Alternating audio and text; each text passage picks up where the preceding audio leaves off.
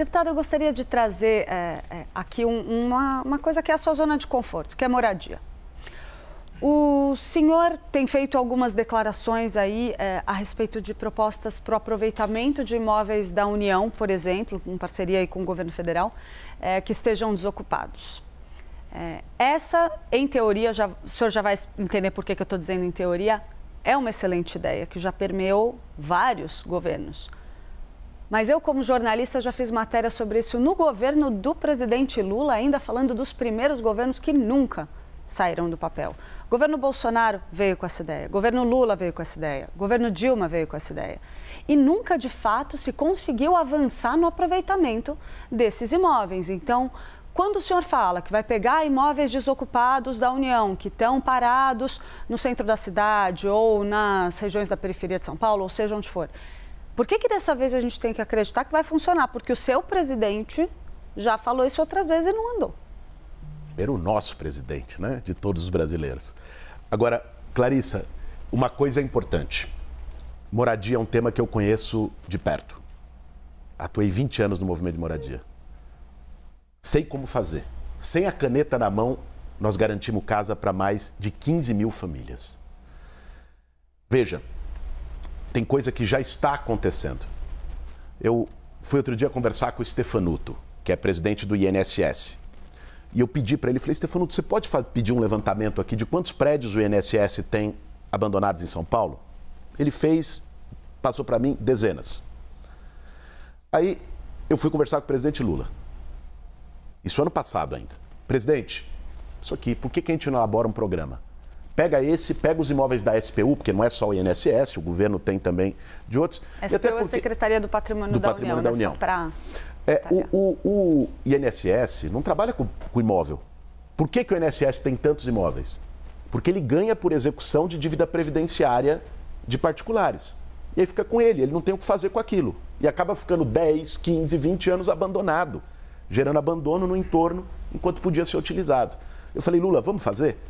Ele topou, chamou a Esther Dweck, a ministra responsável pela Secretaria do Patrimônio da União, e foi anunciado em fevereiro agora um programa que envolveu mais de 1.000 imóveis, alguns já estão sendo contratados. Tem um aqui na Praça da República, então, inclusive. Mas é isso que eu estou dizendo, eu já fui em vários anúncios desse tipo. Não, mas já estão sendo contratados. Daí para a coisa de fato andar e conseguir. Qual é o problema? Até para responder isso, Clarissa, por que vai ser diferente? Primeiro porque São Paulo vai ter um prefeito a partir do ano que vem que trata a moradia com prioridade.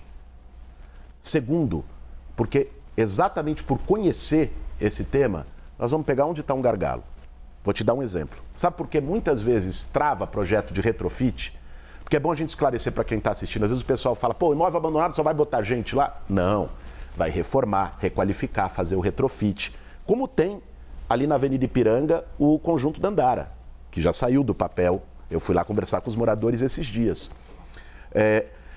Nós temos um problema que tem a ver com legislação, que vai ter que ser flexibilizada. Por exemplo, esses prédios antigos, nas normas atuais de AVCB, que é do Corpo de Bombeiros, quase nenhum passa. Então, você tem que ter para retrofit uma legislação específica que flexibilize. E aí, muitas vezes você trava nessa legislação. Porque uma coisa é você começar um prédio hoje com a legislação atual. Você tem regra de acessibilidade, você tem regra disso, você tem regra daquilo. Esses prédios foram construídos há 50 anos. A legislação era outra. Então, reformar usando a legislação atual, às vezes é mais barato você demolir o prédio e construir outro novo. Então, você tem que ter alterações ali, pontuais, específicas na legislação para poder liberar o retrofit. Eu já conversei isso com o Secov, que tem a mesma percepção, setor imobiliário. Já conversei isso com movimentos de moradia.